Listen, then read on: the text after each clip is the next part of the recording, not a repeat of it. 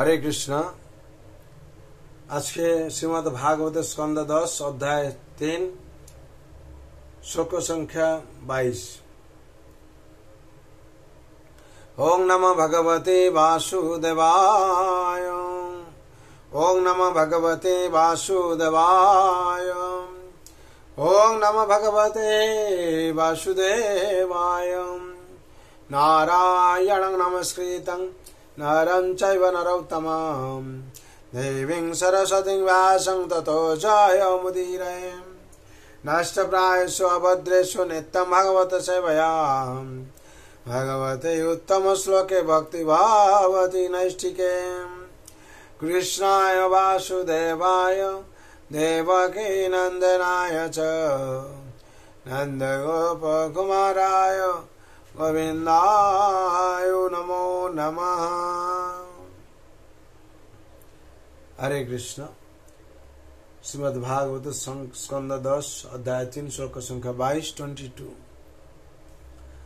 अयं तो सभ्यं स्तव जन्मनो गृहे सत्वाग्रजंस्ते नवधीति सुरेश्वरम् सते अवस्तारं पुरुषं समर्पितं श्रुत्वा धुनेवा विभो विसरुनिद्धादुधाय सत्या धुनेवा विसरोत्युदायुद्धम।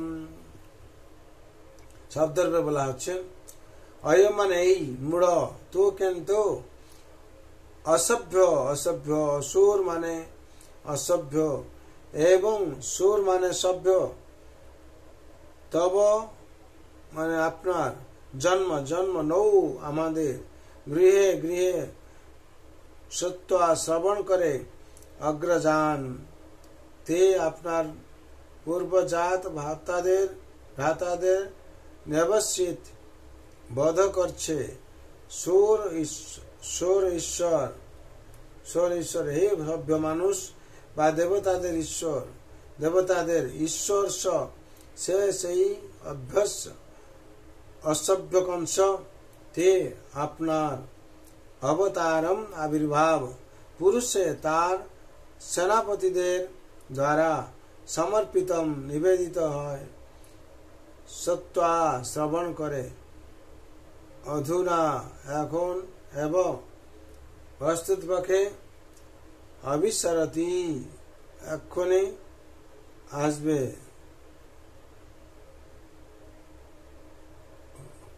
उदायुध अस्त्र अद्यत करे। अनुवाद हे सुरेश्वर আপনি আমাদের গৃহে জন্মগ্রহণ করবেন এই ভবিষ্যৎবাণী শ্রবণ করে অসভ্য কংস আপনার অগ্রজদের হত্যা করেছে তার সেনা নায়কদের কাছে আপনার আবির্ভাবের কথা শ্রবণ করা মাত্রই আপনাকে হত্যা করতে সে অস্ত্র নিয়ে এখানে আসবে। তাৎপর্য এখানে কংসকে অসভ্য বলে বর্ণনা করা হয়েছে কারণ সে তার ভগ্নীর সন্তানদের হত্যা করছিল। দেবকীর অষ্টম সন্তানের দ্বারা তার মৃত্যু হবে এই ভবিষ্যৎবাণী শুনে অসভ্য কংস তার অবলা ভগ্নীকে তার বিবাহের সময় হত্যা করতে উদ্যত হয়েছিল।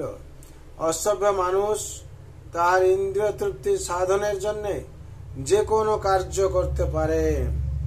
সে শিশুদের হত্যা করতে পারে, গোহত্যা করতে পারে, ব্রাহ্মণদের হত্যা করতে পারে, বৃদ্ধদের হত্যা করতে পারে, কারো প্রতি তার দয়া নেই। বৈদিক সভ্যতার গাভী স্ত্রী শিশু বৃদ্ধ এবং ব্রাহ্মণদের দোষী হলেও ক্ষমা করা উচিত, কিন্তু অসভ্য অসুরেরা তা মানে না। বর্তমান সময়ে নির্বিচারে গাভী এবং শিশুদের হত্যা করা হচ্ছে এবং তাই এই সভ্যতা মোটেই আর মানুষের সভ্যতা নয় এবং যারা এই নিন্দনীয় সভ্যতা পরিচালনা করছে তারা হচ্ছে অসভ্যং অসুর। এই প্রকার অসভ্য মানুষেরা কৃষ্ণ ভাবনামৃত আন্দোলনের অনুকূল নয়।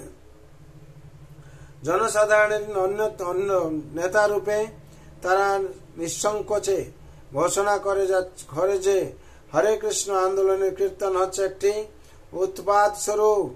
যদিও ভগবদ গীতায় স্পষ্টভাবে বলা হয়েছে সততং কীর্তয়ন্তমাং যন্তস্য দৃঢ়ব্রতা।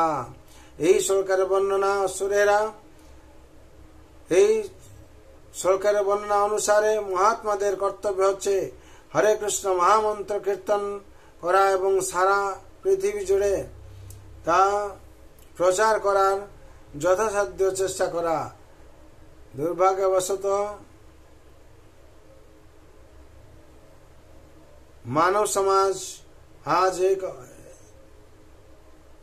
এমনকি অসভ্য স্তরে উপনীত হয়েছে যে তথাকথিত মহাত্মারা গাভী এবং শিশু হত্যা করছে এবং হরে কৃষ্ণ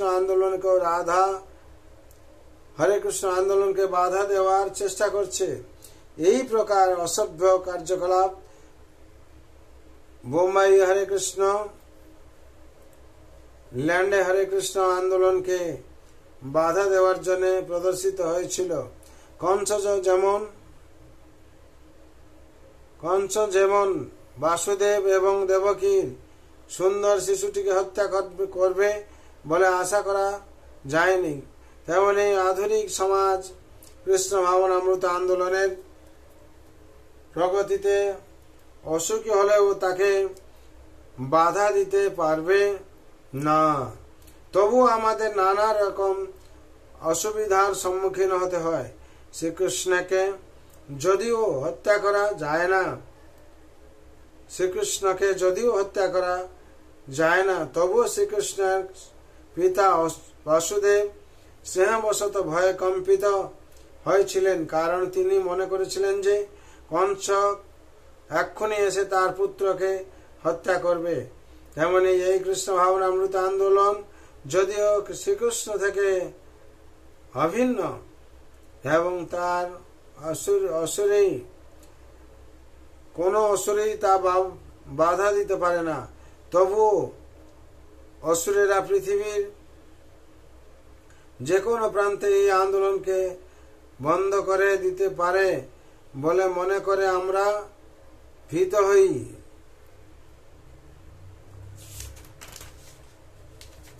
এখানে 22 নম্বর শ্লোকের তাৎপর্য সম্পূর্ণ হলো। বিশেষ করে এখানে বর্ণনা করা হচ্ছে যে কি এই প্রকার অসভ্য মানুষেরা কৃষ্ণ ভাবনামৃত আন্দোলনের অনুকূল নয়। কোন প্রকার? অসুররা যারা বর্তমান সময়ে নির্বিচারে গাভী এবং শিশু হত্যা তারা করছে আর কি। এই প্রকার এই সভ্যতা মোটেই আর মানুষের সভ্যতা নয়। এরা কি করছে? গোহত্যা করছে, ব্রহ্মহত্যা করছে এবং এরা বৃদ্ধদের হত্যা করছে এবং কারো প্রতি দয়া নেই এদের মধ্যে। তার জন্য গাভী, স্ত্রী, শিশু, বৃদ্ধা এবং ব্রাহ্মণদের তাদের কি করা উচিত? তাদের ক্ষমা করা উচিত। কিন্তু এরা ক্ষমা তো দূরের কথা, তাদেরকে হত্যা করছে। তার জন্য বিশেষ করে কংসও সেরকম অসুর ছিল যে কি ভগবানকে